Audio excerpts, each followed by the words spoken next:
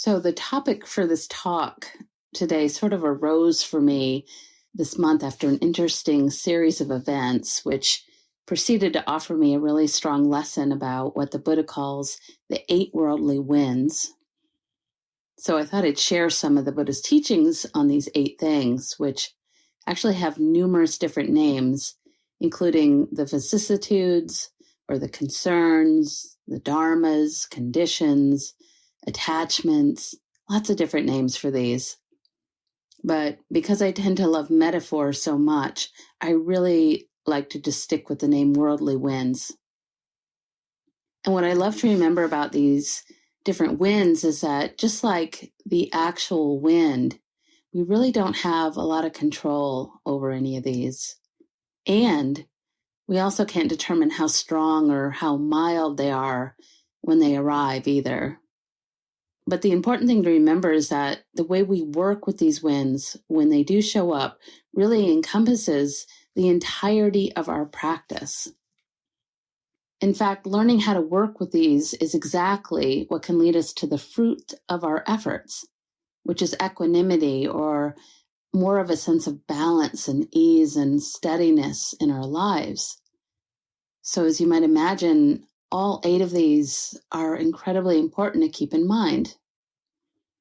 But before I unpack them a bit, I first wanted to share about what happened to my husband and I this month that encouraged me to write this talk about the winds. Many of you may know that we live in a little wood-heated cottage that we rent in the middle of a free-range cattle farm. The house was actually once the old farmhand's house. And it sits on top of a hill, and it's surrounded by trees. And happily, we really do love and enjoy these, except for when it gets windy.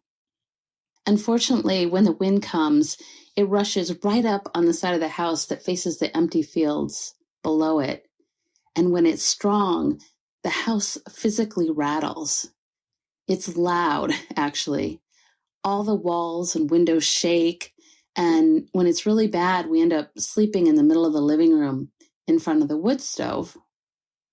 So a few weeks ago, when those stronger winter winds started arriving, we woke up one morning and we discovered that one of the big trees had fallen into the driveway, and it had broken the fence and was just a huge mess all over the yard, really. So when the winds had died down a little bit, my husband went outside with his chainsaw and his axe, and he spent half the day clearing out all the brush and then cutting up the tree so that we could get down the driveway, which was great. Except a few days later, the skin all over our bodies started to break out in these big, awful, itchy patches of blisters. And we both realized that the tree must have been covered in poison ivy. Now, usually my husband is pretty immune to the stuff, but this time it was just really all over. And while he was incredibly uncomfortable, he is also not deathly allergic to poison ivy like I am. So sadly, as we both anticipated, my eyes started to swell shut. So we knew we needed to go spend some time at urgent care, which ended up to be not 1 day there, but 2, because the first dose of prednisone just didn't do it. And on that second day, when we finally arrived back home, what we discovered was that the well on the farm had failed. And so we were then without any water for 3 days, while the plumbers were over here trying to sort things out for us. In the meantime, the same day that the well stopped working, my computer decided to suddenly crash.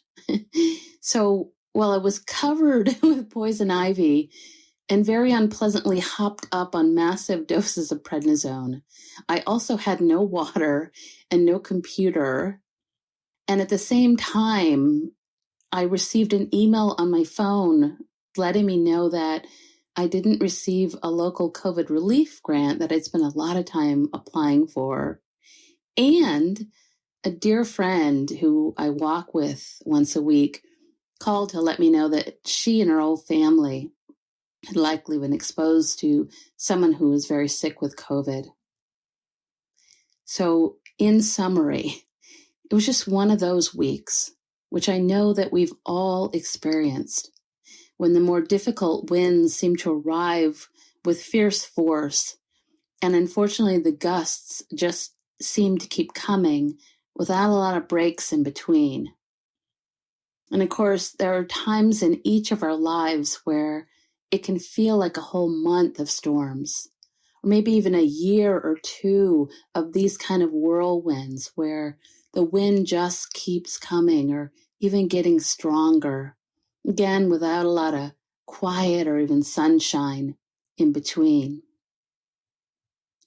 And really, for all of us this year, the year 2020 has been one of those years, a year when the whole planet has been hit with a massive storm of sorts, which we are all very much still in, and of course, weathering as best as we can. And just for a moment, you might even pause and spend some time reflecting on some of the more difficult winds or maybe even storms that you yourself may be facing right now in your own life. So this might look like reflecting on all the difficult winds you might have weathered just this year, maybe just this month or this week, or maybe even just in the course of your day today. So just for a moment, I'd like to invite you to think about all these different winds in your life. Because we are all humans living in this world, I know for certain that we've likely all experienced some difficult winds just this week even, maybe several just today. This is the quality of the winds. Years ago, I remember someone saying that at any moment, you could walk up to anyone you met on the street and look them in the eye and say something like, "I can't tell you how I know this, but I'm so sorry about what you're going through right now." And that person would nod every time and say, "Thank you. Yes, it really has been a struggle." And I often like to think of that example whenever I'm experiencing some difficult or stormy weather in my life, because it always helps me to remember that truly I am not alone, even though it can so often feel that way when we are in the middle of facing those winds. But as the Buddha taught us so wisely, we really are never, ever alone in this. After his enlightenment, actually, when he first started teaching, the very first thing the Buddha pointed out was so simple. It was just the truth. He said, "There is suffering. There is suffering." Or there is dukkha, dissatisfaction, and we all experience it. None of us are immune. And of course, this is known as the first noble truth. There is suffering. And happily, the Buddha also offered us 3 other truths, which is that there is a reason that we suffer, and there is a way out of that suffering.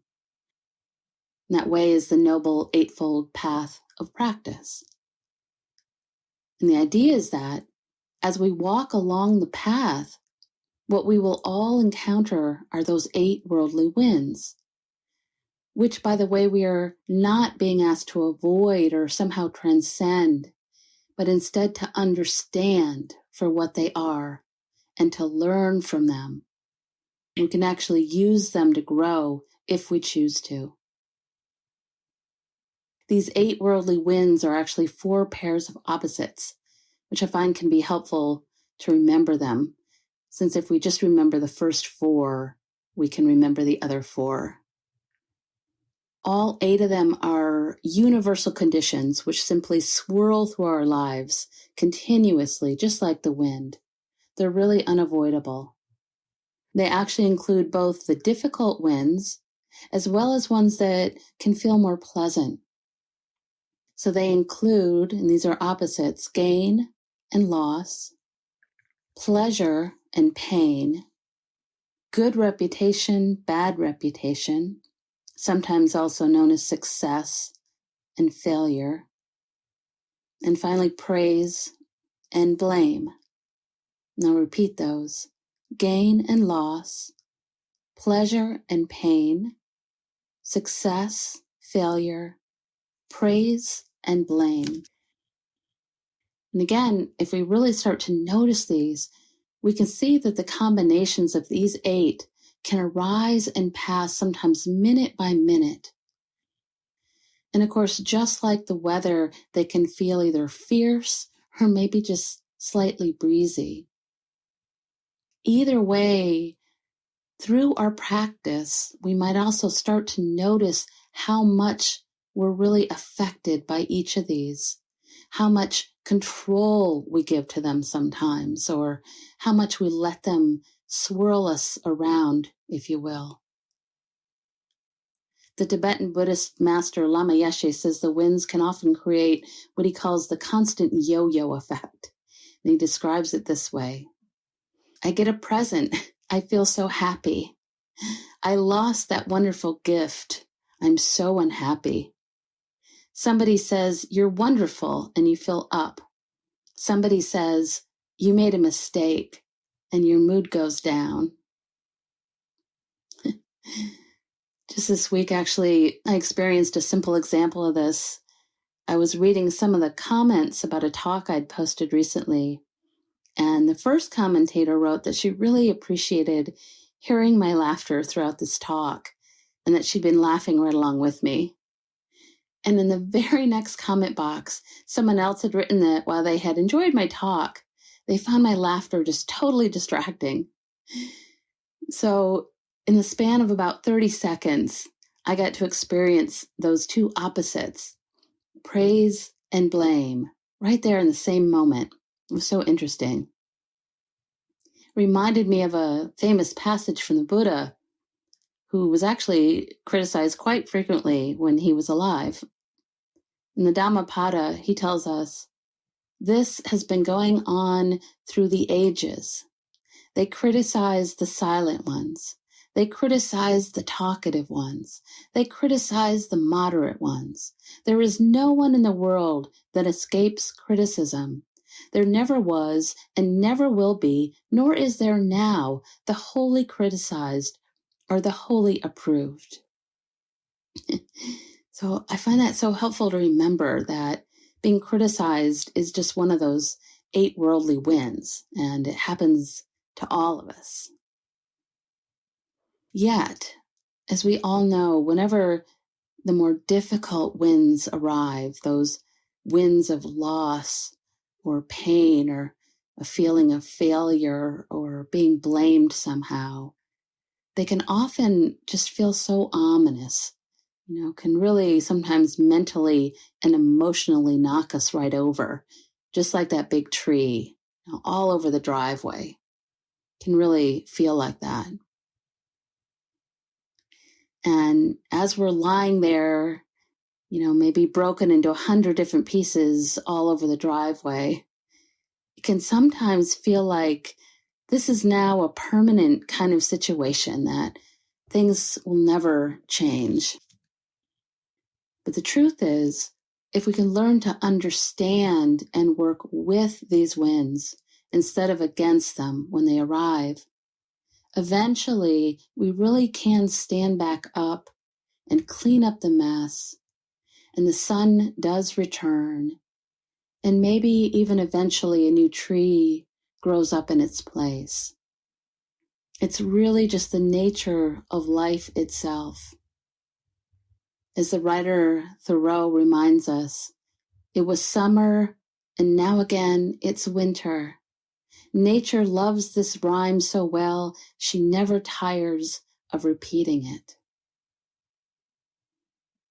Many of you may know that I love collecting what I refer to as Buddhist sticky notes, which are very short, concise phrases that can help remind us of the teachings when we really need to access them quickly. And for those times when I'm sort of emotionally scattered all over the driveway, if you will, and maybe believing that this might now be a permanent state of being, I like to remember two simple phrases that I've attached to one another, actually, because they go together so well. And they are, don't give up, and no feeling is final. Don't give up. No feeling is final. So that first phrase is encouragement, or maybe the practice of compassion and loving kindness, karuna and metta. Really important. In the Pali language, the root meaning of the word metta is mitra, which means friend. And this is absolutely crucial, to be our own friend here, to offer ourselves that kind of non-judgmental care and encouragement, especially when we're knocked down all over the driveway. As many times as we need, we can remind ourselves, please don't give up. The second phrase, no feeling is final, is from a line in a famous old Rumi poem, which reads in part, let everything happen to you, beauty and terror. Just keep going. No feeling is final. Do not let yourself lose me. Nearby is the country they call life. You will know it by its seriousness. Give me your hand. So that phrase, no feeling is final, it's also just a simple reminder of the truth, which is that truly no feeling, situation, or even story of self is ever permanent or final. Unless, of course, we're dead. And even then, all the Buddhist traditions tend to disagree on that one. So, especially when we're facing some of the stronger winds, can really be helpful to remember those phrases. Don't give up. No feeling is final. And you are not alone, which can help us to remember that others are also experiencing the same thing, the same emotions, maybe even a similar situation or challenge. And of course, it seems the older we get, the more the truth of this becomes apparent. That even though we so often wish that things were somehow different, or that we could somehow rise above all the winds and storms like a great bird, or maybe finally reach that sweet spot in our lives where all of our days were warm and still and sunny. The truth is that throughout all the years of our life on this earth, we will all experience and will continue to experience the winds of gain, loss, pleasure, pain, success, failure, praise, and blame. To use another one of those sticky note phrases from the Zen master Thich Nhat Hanh, this is it. This is it. It's simply the condition of our lives, just like the weather. Or as Dr. John Kabat-Zinn calls it, the full catastrophe. So the reality is that the winds we experience are actually not the problem, since if this were true, life itself would be a problem. The problem is how we tend to meet or respond to these winds whenever they arrive, which is with what are often called the three poisons, or the three unwholesome roots or cliches.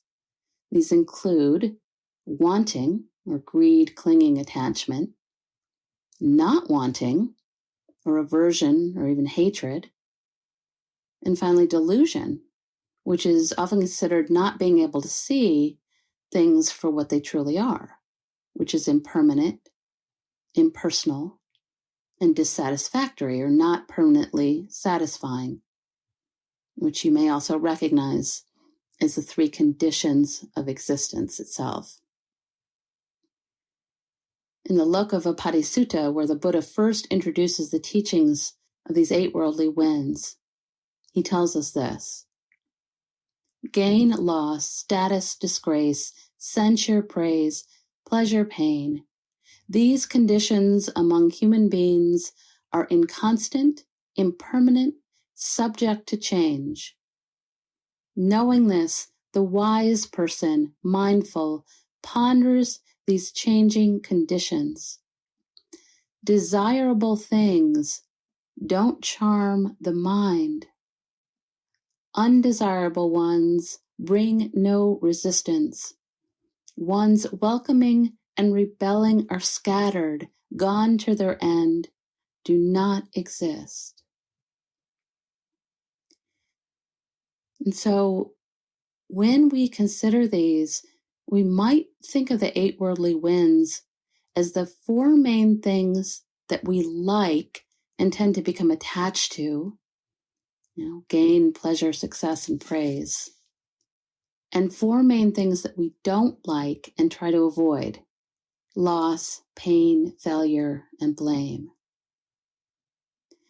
And a maybe even easier way to think about these is as our main hopes and fears. These are our main hopes and fears.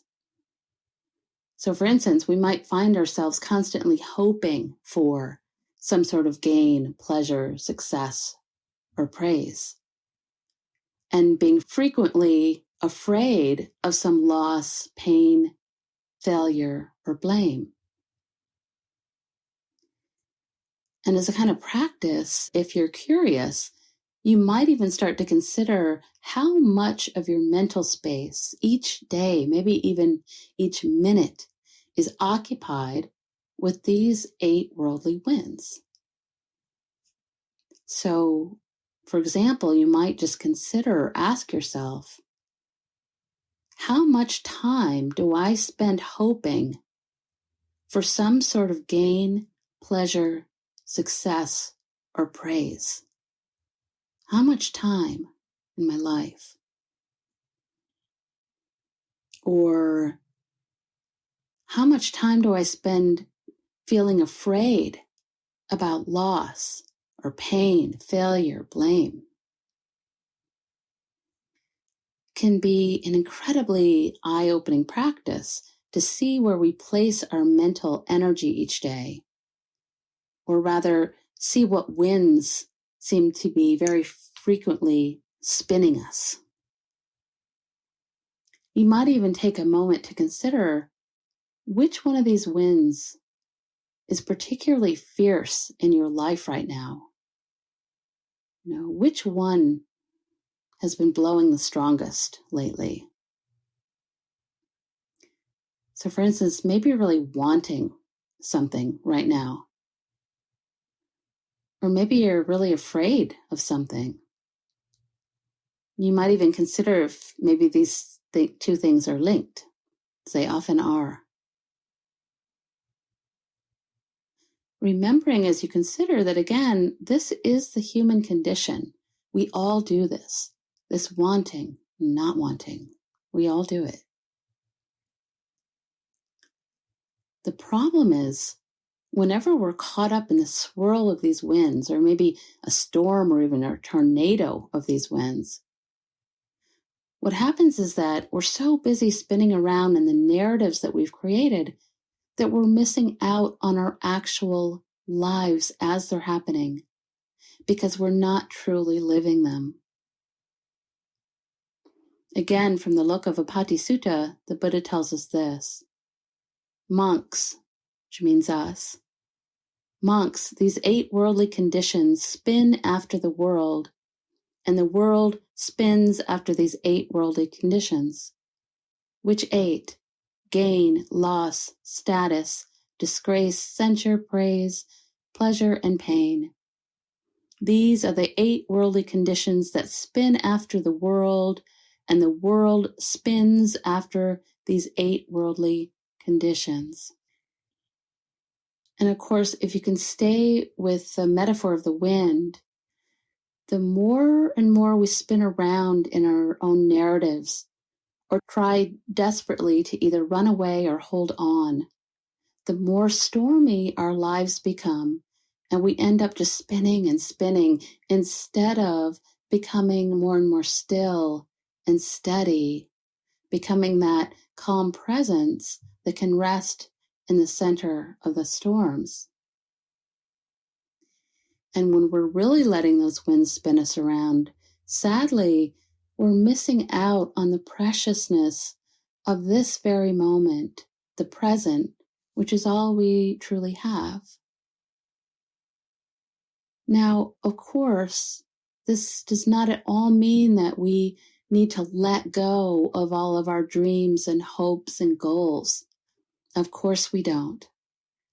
It's just that when we're clinging so strongly, so tightly to how we want it to be, or are so afraid of how we don't want it to be, again, what's happening is that we're missing out on what actually is right now in this very moment.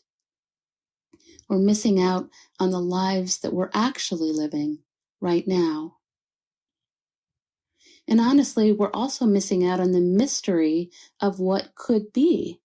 Since if we really think about it, nothing we've ever wanted ever tends out to turn out exactly how we imagined it to be anyway, does it?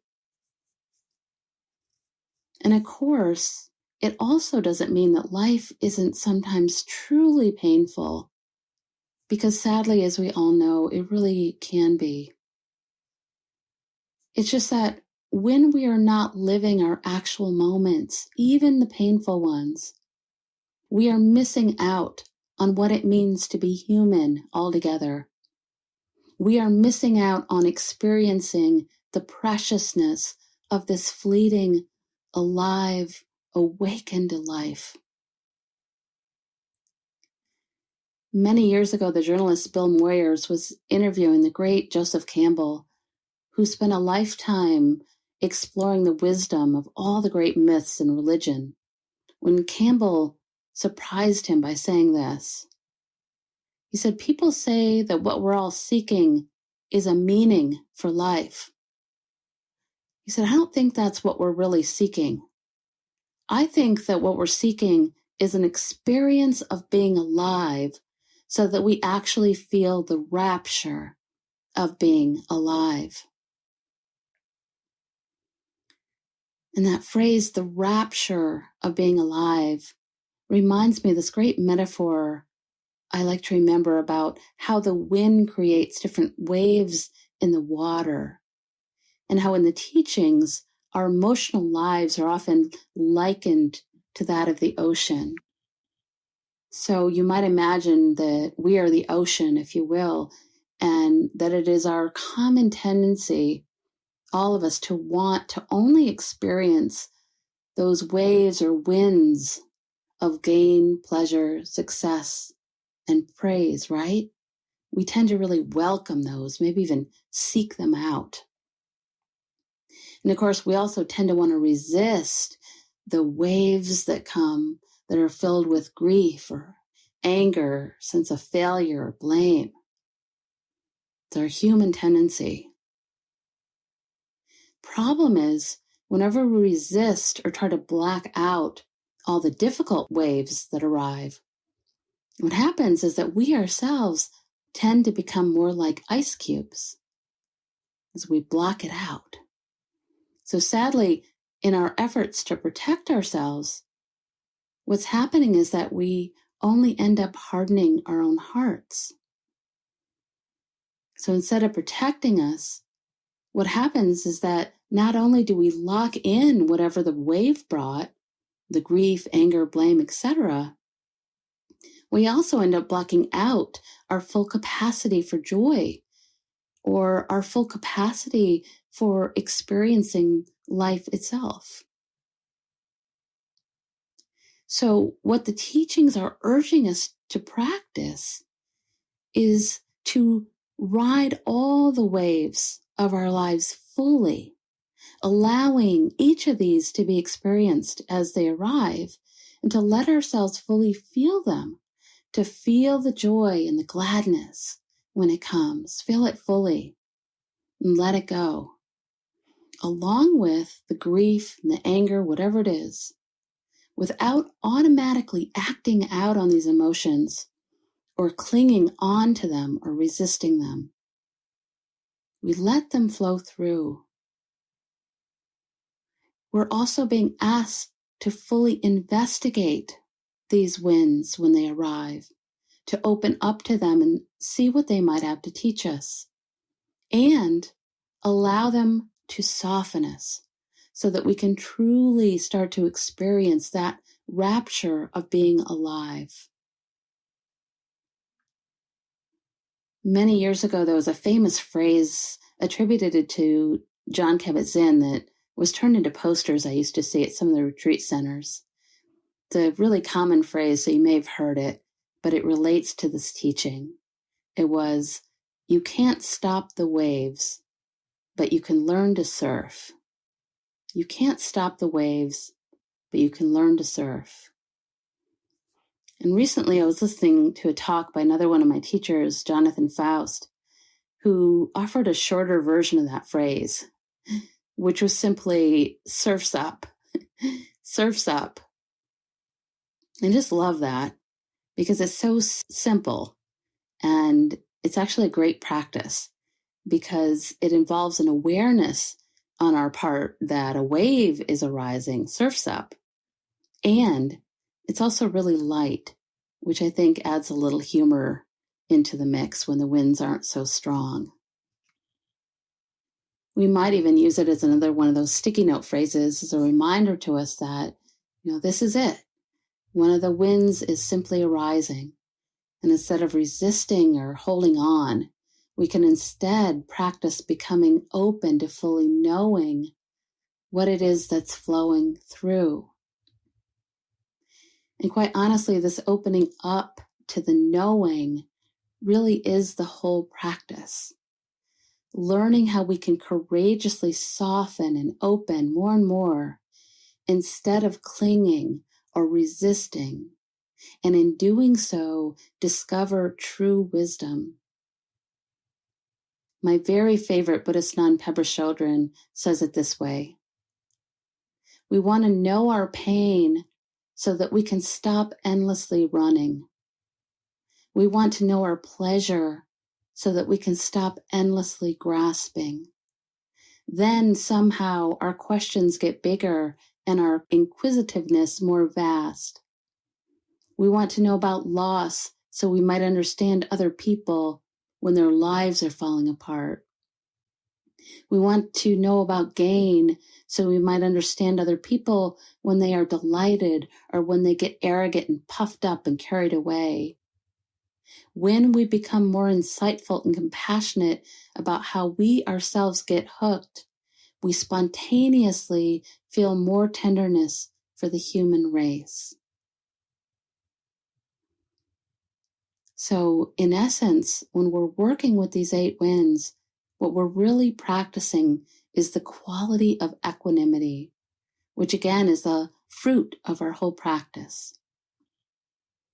Equanimity is a word that's often used for this ability to weather the storms of our lives with what is called balanced awareness, a sense of steadiness and ease in the midst of all these fluid, changing, impermanent conditions. In the Pali language, there are many words for equanimity, but the most common of these is upekkha, and its root meaning is to look over. So it refers to the equanimity that arises from the power of observation, that ability to see without being caught by what we see. And this is really where our practice on the cushion comes into play, because it can train us to become more aware of what's happening and the thoughts and the emotions that are arising without necessarily believing them as true or acting on them. We can simply rest in the awareness of whatever's arising. And that resting place is calm. And in fact, in that resting place, we can also see much more clearly because we're not so caught up in the storm. We are in that calm center. The Indian philosopher Krishnamurti spoke so beautifully about this type of resting. He said, "When the mind is still, tranquil, not seeking any answer or solution, neither resisting or avoiding, it is only then that there can be a regeneration, because then the mind is capable of perceiving what is true. And it is the truth that liberates, not our effort to be free. It is the truth that liberates, not our effort to be free." Equanimity is also often translated as tatra majatata, which ultimately means, quote, to stand in the middle of all of this. And often as encouragement, it really helps me to recall this image from the Buddha who tells us this: praise and blame, recognition and disregard, gain and loss, pleasure and sorrow come and go like the wind. Rest like a giant tree in the midst of all of them. And of course, we need to remember that a good tree also flows and bends and sings with the wind. It allows the wind to wash through. And finally, before I offer you a short meditation on the 8 worldly winds, I feel in a way required to mention another great phrase about equanimity that comes from another of my favorite teachers, Bhikkhu Anayu, who famously summed up the entire practice in 4 words, which I've been using quite a lot this year, which is keep calmly knowing change. We keep, which means continually, calmly, without reacting, knowing, being aware of the truth of change. Again, we don't give up. We don't give up. We simply remember no feeling is final, and truly, I am not alone. So to end, if it's available to you, I'd like to offer you a brief meditation on these 8 worldly winds.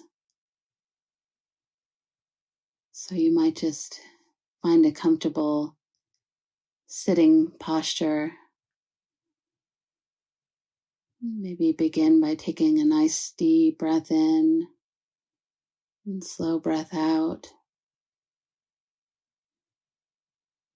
A couple of rounds of these, maybe on your own, just to settle here, settle and calm the mind and body.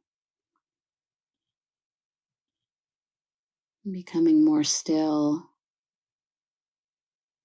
finding that calmer center.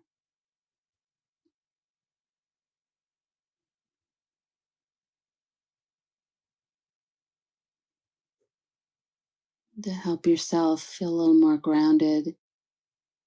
You might even sense your sit bones,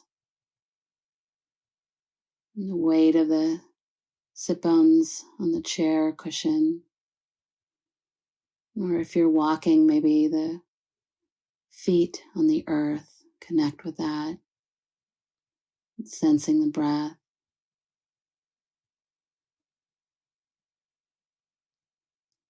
Allowing the shoulders to drop down.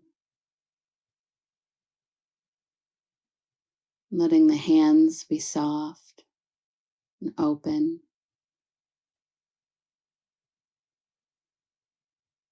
Maybe noticing the whole area of the face and softening here, letting go any expression in the face, the eyes, cheeks, lips, breathing.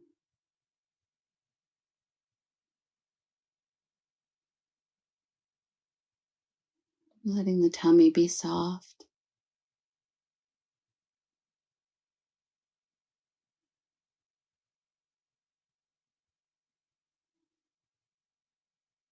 Aware of the breath.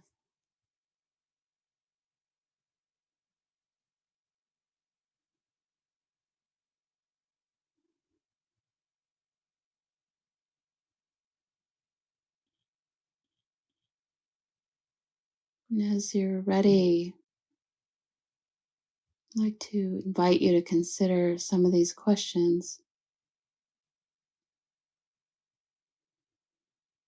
And the first is, how might something I want be creating too many swirls of wind in my life?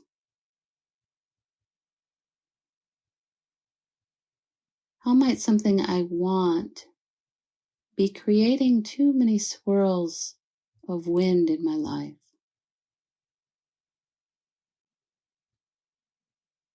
Remembering that the wanting is not wrong. And it's how we're working with the wanting that may be causing some suffering.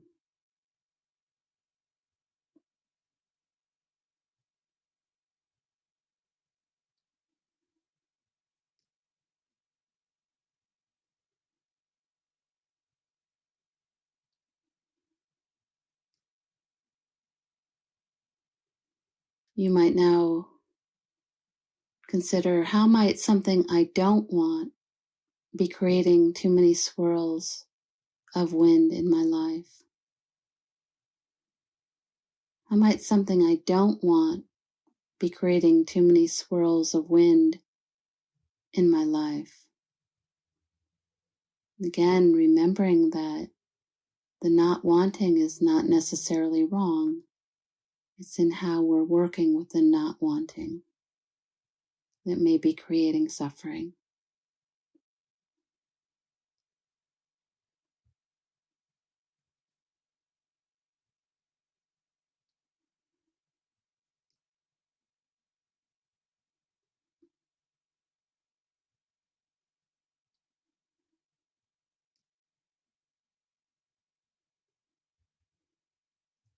And still breathing, you might now consider, how might I better offer myself my own kindness, compassion, and encouragement?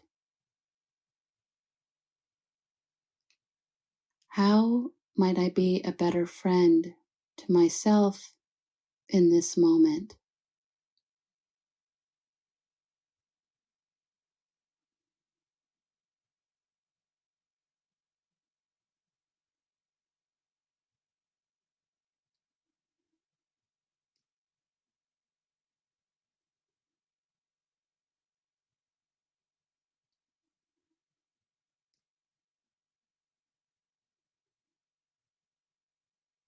And still breathing, finally, you might consider, how might I be able to simply be more present with what is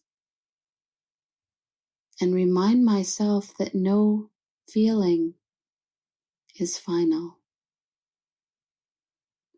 How might I be able to simply be more present with what is, reminding myself no feeling is final?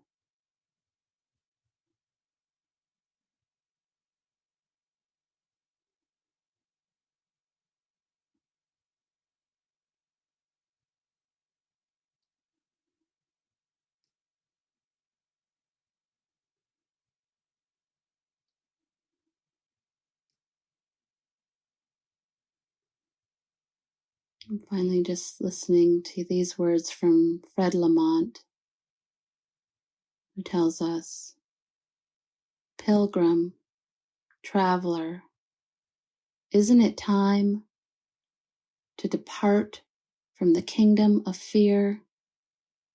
Time to begin our journey across the ocean of surrender.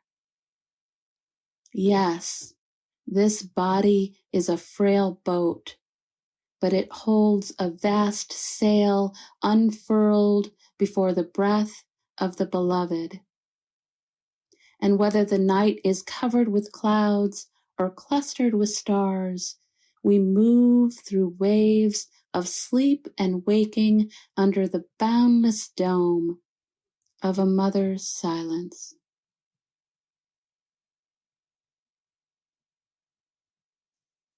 Namaste and blessings.